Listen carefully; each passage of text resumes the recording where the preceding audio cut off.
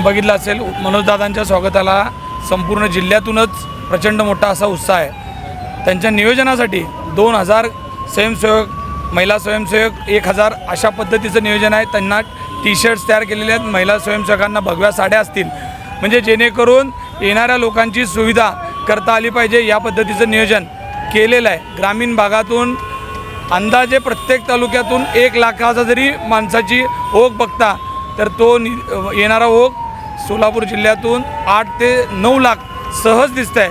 आणि तेवढी जागा नसतानासुद्धा इतक्या मोठ्या प्रमाणात लोक सोलापूर शहरामध्ये उद्या असणार आहेत।